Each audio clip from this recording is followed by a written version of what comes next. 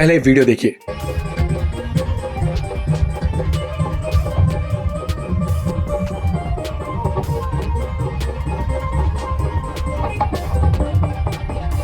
ये सब देखने के बाद अगर आपको कुछ भी महसूस नहीं हुआ है तो ये पढ़िए मरकुस अध्याय 9 के 35 में।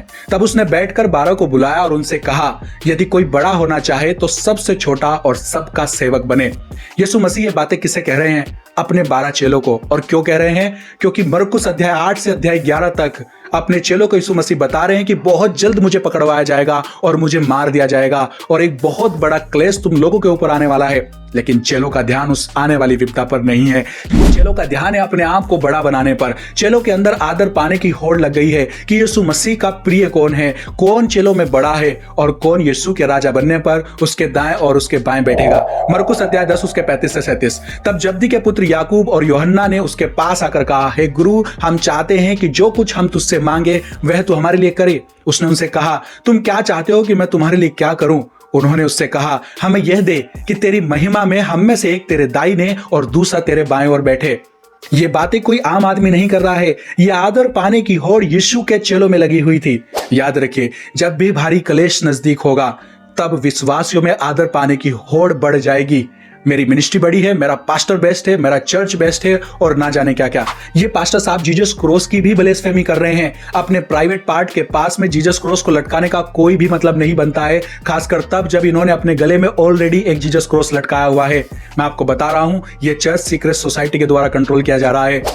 और उससे भी बड़ी बात यह है कि यह सब यीशु मसीह की महिमा को छीनने का काम किया जा रहा है।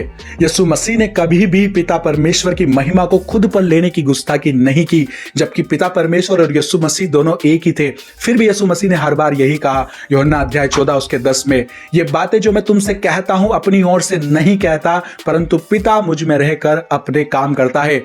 और ये जो पाम संडे के नाम पर यीशु मसीह की महिमा को छीनने का काम किया जा रहा है, ये लोग नहीं जानते कि यीशु मसीह के लिए ये जो आदर लोगों द्वारा प्रकट किया गया था, ये सिर्फ लोगों का प्यार मात्र नहीं था, बल्कि ये वो भविष्यवाणी थी जो यशायाह अध्याय 6 उसके 7 में और जकरिया अध्याय 9 उसके 9 में की गई थी। है सिय्योन बहुत ही मग्न हो, है यरूशलेम जय जयकार कर, क्योंकि तेरा राजा तेरे पास आएगा। वह धर्मी और उद्धार पाया हुआ है, वह दीन है और गधे पर, वर्ण गधे के बच्चे पर चढ़ा हुआ आएगा। भजन संहिता 118 उसके 26 में लिखा है, धन्य है वह जो यहोवा के नाम से आता है, हमने तुमको यहोवा के घर से आशीर्वाद दिया है।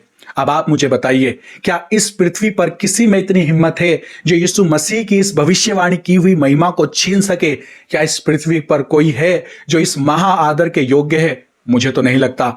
और जो भी ऐसा कर रहे हैं और करने में साथ दे रहे हैं, वो सब परमेश्वर के क्रोध को देखेंगे। ऐसों से सावधान रहें, सतर्क रहें, सुरक्षित रहें।